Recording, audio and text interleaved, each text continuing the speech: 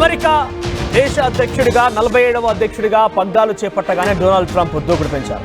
ఇజ్రాయెల్కి అమెరికాకు ఆయుధాల సరఫరా బైడెన్ విధించిన నిషేధాన్ని ఎత్తేశారు ట్రంప్.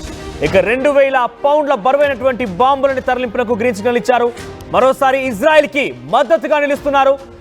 ట్రంప్ రాగానే ఆ ఆయుధాల సరఫరా నిషేధాన్ని ఎత్తివేసిన సంఘటన మనం చూస్తున్నాం. 2000 పౌండ్ల బరువైన బాంబులను కూడా తరలింపునకు గ్రీన్ సిగ్నల్ ఇచ్చారంటే ఇంకా ఇజ్రాయెల్ ఇరాన్ మధ్య వార్ని పెంచడమే ఆయన లక్ష్యంగా పెట్టుకున్నట్టుంది. బహుశా ఆయన రాగానే ఆ వార్కి ఒక ముగింపు పలుకుతాను, ఆ వార్లో జరిగేటువంటి విధ్వంసాలను చూడలేకపోతున్నాను, అమెరికా సపోర్ట్ కారణంగానే అటు ఇజ్రాయెల్ కూడా రెచ్చిపోతున్న విషయం తెలిసిందే. ఈ నేపథ్యంలో కొంత కంట్రోల్లోకి వస్తుందేమో అని అంతా ఆశించారు. కానీ ట్రంప్ చర్య దానికి మరింతగా ఆజ్యం పోసే విధంగా ఉంది.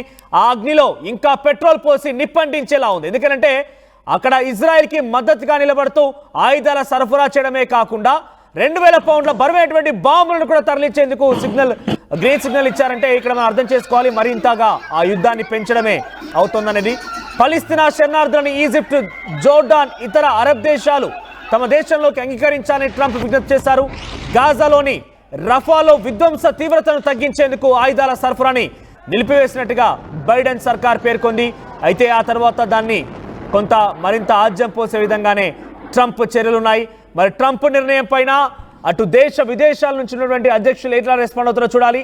ముఖ్యంగా ఇజ్రాయెల్ ఇరాన్ వార్ని, ఇజ్రాయెల్ గాజా పైన, పాలిస్తాన్ పైన చేస్తున్నటువంటి ఆ వార్ని కొంత అంతమొందించాలనే ఒక లక్ష్యంగా దేశాలన్నీ కూడా ప్రయత్నం చేస్తూనే ఉన్నాయి. కొంత కంట్రోల్లోకి వస్తే బాగుండనే ఒక ఆలోచనలో కూడా ఉన్నాయి.